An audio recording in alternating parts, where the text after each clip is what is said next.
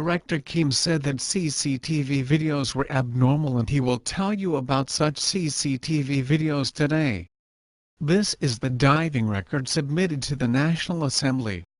The DVR was salvaged 2 months after the accident.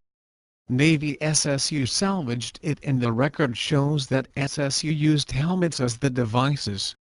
Probably, cameras were installed on the helmets. This photo shows the salvaged DVR, but the DVR was too clean to avoid suspicions. When reviewing the DVR data for suspicious time zones, all the channels had little video information. The channels in which it is possible to check the speed looking at the waves had few videos.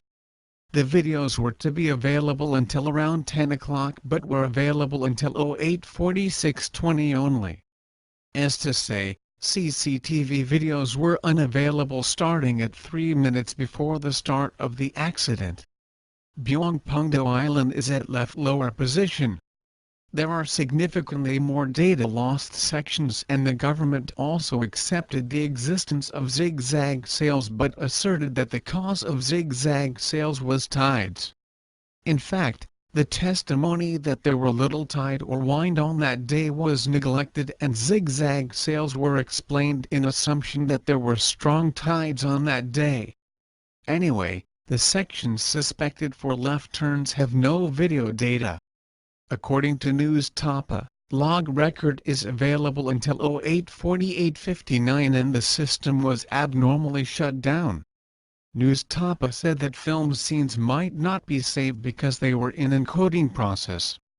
According to a testimony of a crewman who had announced the passengers not to move until the final time, the main body of CCTV rolled down from information desk after 08:40. He said that, when Sewol Ferry tilted, the main body seemed to roll down with a notebook towards his lateral side. The crewman asserted that the main body might be unplugged in such situation. Soo Hyun's father showed this witness a photo and confirmed the position of the main body. The main body of CCTV was installed as shown in this photo. CCTV DVR was put on the red box position in the CCTV rack. In this picture, this red line is this information desk. The rear wall of the main body is a lateral wall of Sewol Ferry. Therefore, if Sewol Ferry tilted to the left, the main body had to face the sky. The main body must be more strongly adhered to the wall rather than rolling down. This is the photo of Ohimano, which has the same structure with Sewol Ferry. The rack of main body is firmly fixed on a wall with fixation devices. DVR is inserted in this rack and is fixed with screws. According to a photo taken on April 15, DVR was put in the rack, a cover was put on DVR, and the cover was fixed with countersunk screws. As to say, it's an outright lie that DVR rolled down because Sewol Ferry turned. For your reference, all the devices in a ship are fixed as shown. This photo shows that Kang Hae-sung stands putting his legs on this guardrail. At that time, this rack lies on its back. How could the DVR jump up? In addition, there is a testimony that CCTV was available in steering house after 9 o'clock.